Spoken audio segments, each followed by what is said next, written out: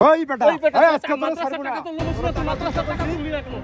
আজকে থেকে টাকা তুলবি মাদ্রাসার, এই ভিজিট দিলাম তোরে টাকা আমি আর 10,000 টাকা করে মাসে দিতে হবে।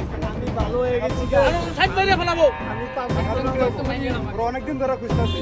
আমি কই হারাইছি না, কই হারাইছি আমি এইসব করে টাকা দেওয়া লাগবো। আমি এইসব পাপ কামে নাই, আমি এইসব পাপ কামে নাই।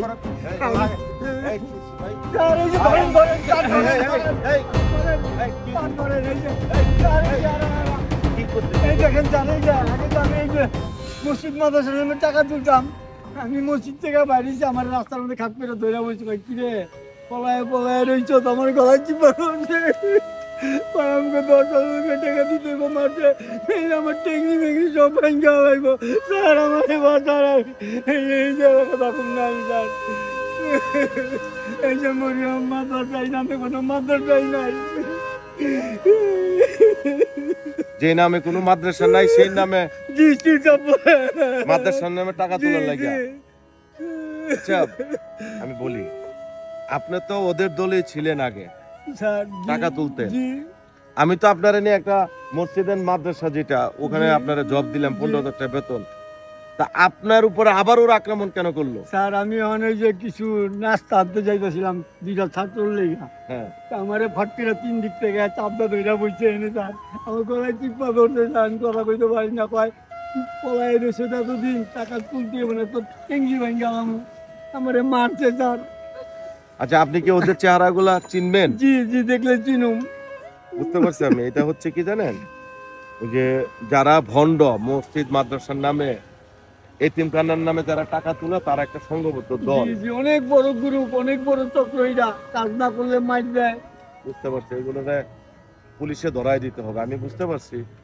আমি এই প্রজেক্টে যখনই আসে আমি কিন্তু আপনার খবর নেই, আপনার চাকরি দেওয়ার পরেও যে আপনি কেমন আছেন। একবার এসে কিন্তু আপনার আমার হেল্পও করে গেছে, আপনার বউ অসুস্থ ছিল তাই না? টাকা দিয়ে গেছেন 10,000। কিন্তু এই ধরনের এর আগেও কি এই ধরনের ঝামেলা করছে ওরা?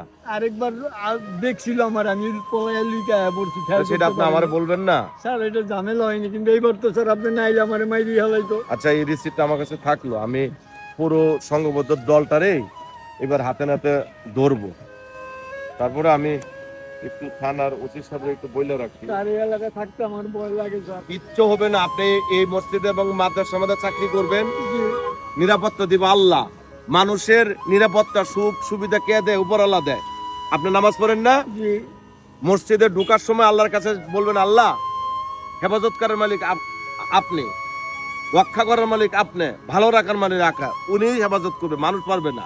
আমি তো নাও আসতে পারতাম, আনসারলি চলে আসছি। স্যার আমারে কয় তুই মাদ্রাসায় দিতে কতদিন থাকবি, কয়দিন থাকবি, বাইরবি না, আমার ভয় লাগে স্যার, আমার অন্য কোনো মাদ্রাসা দিয়ে দেন স্যার, এই এলাকায় না। আচ্ছা দেখতেছি, ওই যে ওসি সাহেব লাইনটা ব্যস্ত, আমি কথা বলে ওদের ধরার ব্যবস্থা করতেছি। আপনি আসেন, আমি আমার গাড়ি দিয়ে আপনারে আসো, আমার গাড়ি দিয়ে আপনারে একটু নামায় দিই। আর হচ্ছে যেটা আমি আপনার মসজিদ কমিটি যারা আছে তাদের সাথে কথা বলবো। আর আপনি হুটহাট করে বের হইেন না, সন্ধ্যার পরে বের হইেন না। 2-4টার আমি অ্যারেস্ট করাই নেই। এটা শুধু এই এলাকা না, সারা বাংলাদেশেই এমন ভুয়া চক্র আছে যারা এই ধরনের মানে ওয়াকাজ কুকাজ গুলা করায়। ঠিক আছে, ওরা নিজেরা ভালো হবে না, অন্যরা ভালো হতে দেবে না, সমাজটা ভালো হতে দেবে না। উঠেন, গাড়িতে উঠেন।